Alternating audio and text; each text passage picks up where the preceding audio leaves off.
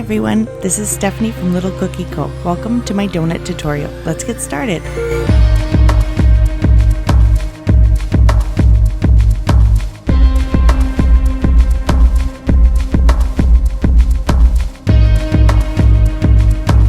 Okay, so before we get started, I just wanted to share a small tip with you guys.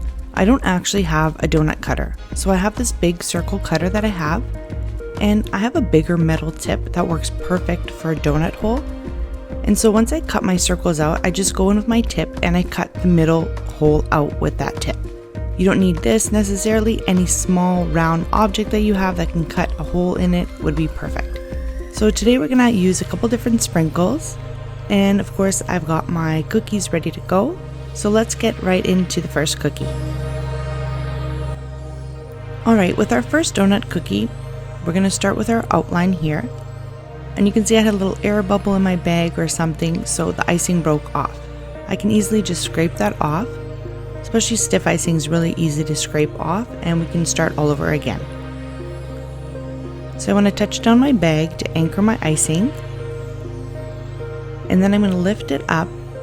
And I always have a hard time with circles, especially the small inside circle for some reason. And so you can see I'm lifting up my icing, laying it down, lifting it up again, because I'm trying to get it to stay on the cookie and not fall too much inward of the cookie. When the icing is stiffer, it doesn't stick to the cookie as much as a thinner icing, so you're able to sort of pick up your line and lay it back down again if you need to. Usually this happens for me because when I do the inside cut of the cookie, the metal tip that I use isn't the sharpest, and so it pushes the edge of my cookie sort of inward and downward. And then so my icing doesn't really stick to the edge very well, it sort of falls inside of the cookie. So that's why I laid it down a few times. And then we're going to go ahead and do the outside of the cookie. This is much easier, it's much more straightforward, and you can see I have my bag nicely above the cookie so that line is laying down. So once my outline has dried, I'm going to go ahead and flood it. So here I'm going to flood as close as I can to my outline, almost over my outline. I like to hide it. If you haven't quite mastered the whole how far or how close to the outline you should go, don't worry about it too much. And if you keep spilling your icing over the edge of your cookie, you can try to use a thicker outline than I'm using here, and that should keep your flat icing nice and neat and on the cookie. So I like to work inwards towards my cookie, and then just before I get to, the end of my flat, I'm going to actually go into the inside because I don't want to have icing flowing on the inside of my cookie. So this sort of creates a dam on the outside and the inside, and then I can go ahead and fill the cookie. It doesn't really matter, it's my preference to do it that way, but as long as you flood it one way or another, it's all good.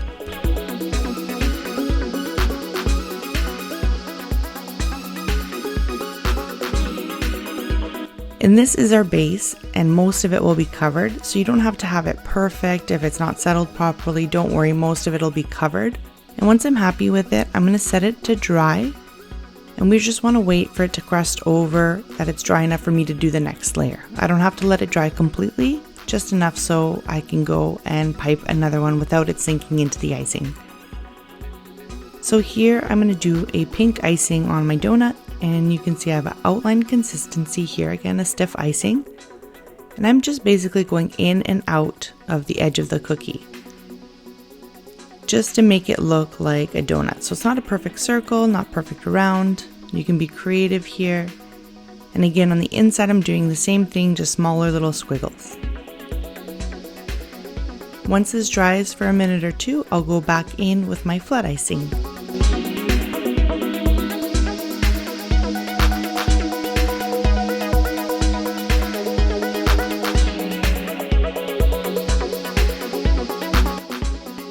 I always flood a little bit slower when I'm close to the outline. I want to make sure, I cover that outline, I'm right up to the outline.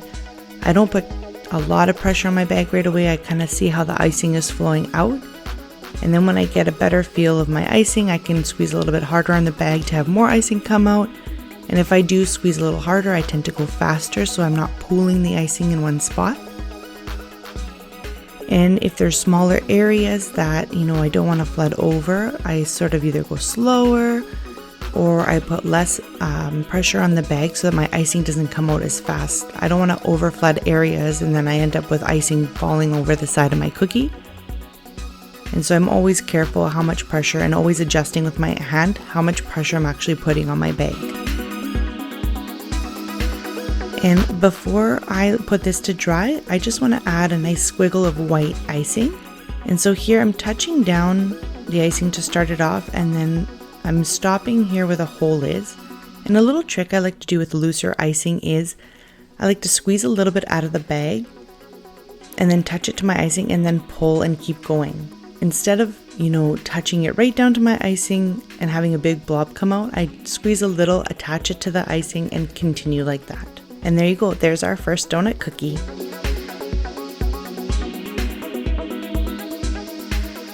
Okay, now for our second cookie here. You can see I'm a little bit better on the inside of my cookie here. I have a better handle. I find if I need more control over the direction of my icing, I keep it closer to the cookie.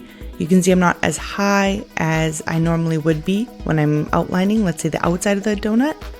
So if I keep it nice and close, I have more control over where my icing is falling.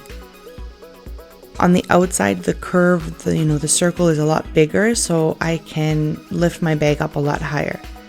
I'm actually not happy with where the icing fell. It's a little bit too inside the cookie. It's not right on the edge, so I'm going to scrape it off again. And you can see it leaves a little bit of a mark of the color of icing, but if you, worst case scenario, you could always scrape it off and redo it. And you could really scrape off the color if it's not too dark. It shouldn't leave too much of a mark. So again, I'm going to go ahead and you can see I'm a lot higher above my cookie than I was on the inside because I have more room to do my outline. When I have less room and there's a lot of turns or let's say curves or something, you want to stay closer to your cookie. So here it's a bigger area, and when I come down to attach my icing to my starting point, I slowly lower my bag and let go of the pressure at the same time and attach it to the beginning. So we'll let this dry for a couple minutes. And again, I like to let my outline dry because I find it holds its shape better. Sometimes when the outline is still wet and I go ahead and flood, my flood pushes the outline, off the cookie, or it sort of misshapes the outline that I did. So I prefer it to dry and it holds it better for me. That's a personal preference. Other people do it right away. So really it's up to you how you want to do it. So again, I always start slow on the outside. Here I'm moving a little bit quicker. I'm putting more pressure on my bag, and so I have to move quicker so it's not, clogging up my bag. If you put too much pressure and you're not moving fast enough, you'll notice that the icing will ball up at the end of your tip and get stuck almost. And again, this is our base layer, so it doesn't have to be, perfectly iced, or if, have a few bubbles or you didn't smooth out your icing perfectly, don't worry about it because we're going to cover most of it up again. I'm going to put this aside as well to dry, and once it's ready for the next layer, we'll go ahead and add that.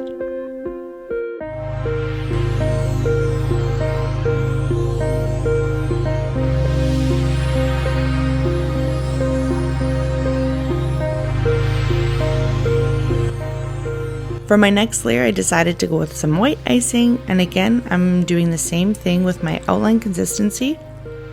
I'm just going back and forth in the cookie, and you can see I'm taking my time, I'm going slow, and I'm not rushing this process. It doesn't go super fast.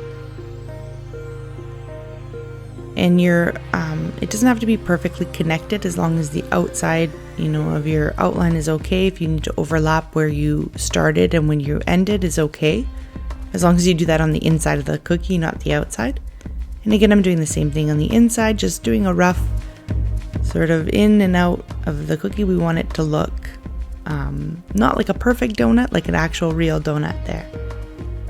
And use your scribe whenever you need to fix any ends that are sticking up or things that didn't land so smoothly. And then I'm going in with my flood icing here. And you can see I'm always flooding. I try to do perpendicular to my cookie. because if you flood at an angle, you will be pushing your icing that way. So here I like to have my icing, my piping bag up and down. There you can see I put a little bit too much pressure and the icing balled up on the end of my tip there. So I just run my tip through it to smooth it out.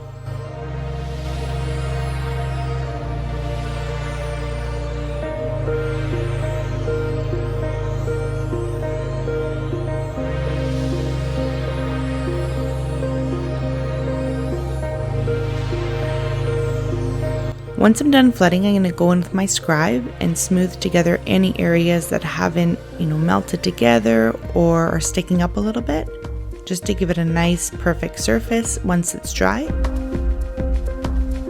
And before I set it aside to dry, I'm going to add some sprinkles here. These are just regular Wilton sprinkles. If you want to color coordinate your donuts, which I have before, you can actually make your own sprinkles. It's super, super easy, way easier than you would ever think. And it's a great way to use up leftover icing. I have a tutorial on it as well, and I'll link it below underneath the video in the description. But if you ever have leftover icing, it's a great idea just to use up your icing and always have sprinkles on hand. For our third donut, I've already done the base because it's exactly the same as the first two. So I thought I'd spare you a little bit of video there. And I'm going to do the same thing again here with my outline. This time I have a yellow outline consistency here. And again, in and out, you can sort of freehand. You don't want to go too much over the side of your cookie because I'm really pushing it on that one little edge there that my flood may run over my cookie. And again, I'm going to do the inside here. And I always take my time. Smaller areas, I go slower. I have more control. I stay close to the cookie. Bigger areas, I can go a little bit faster. And I can lift the bag off my cookie a lot more. There's things that you kind of learn as you go and you do more cookies and you find what's comfortable for you and what works best for you. There's really no wrong or right way as long as you are getting the results that you want.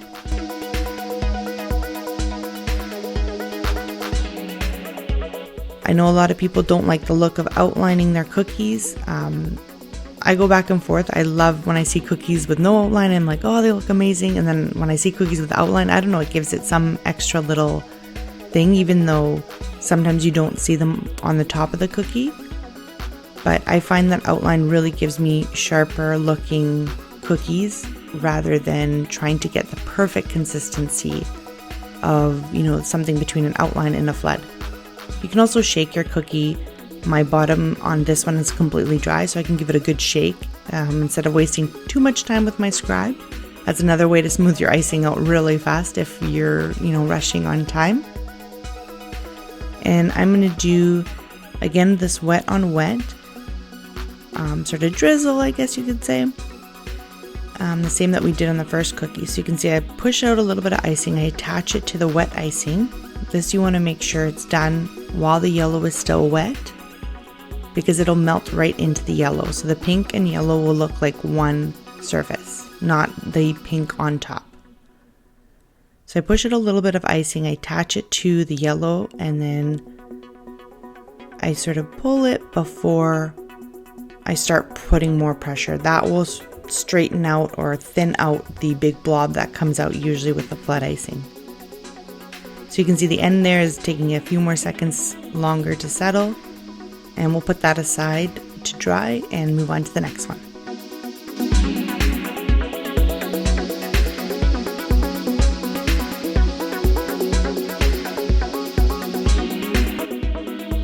For our last cookie, I'm going to do a blue icing on top, and again outlining the same way here. And you can really be creative with these. You can do any colors, sprinkles, drizzles, polka dots if you want to. Really whatever you want to do. They're a lot of fun and they're a relatively easy cookie. An easy, simple design to do. And you can really personalize them for anybody.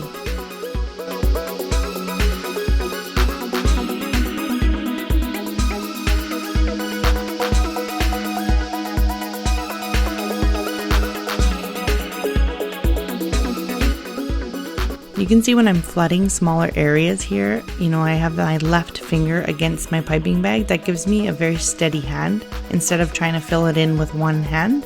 I always use two hands when I'm piping, especially thinner areas. This might look like a big cookie, but that blue area isn't the biggest.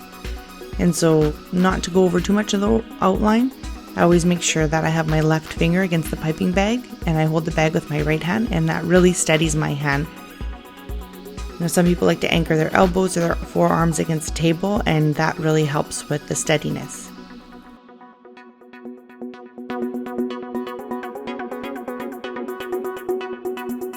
So I'm going to add some sprinkles to this one as well. They're all a little bit different, but kind of the same. And you want to make sure you always add sprinkles before your icing dries, otherwise your sprinkles will not stick. If you have really big sprinkles or really loose icing, sometimes they sink really deep into the icing. So just keep in mind that if your sprinkles are really heavy or you have really thin icing, then maybe wait like a minute or so and then put them on.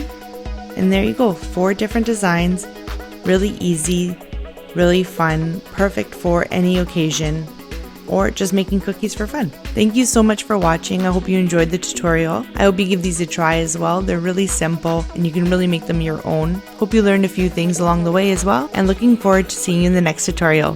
Happy baking!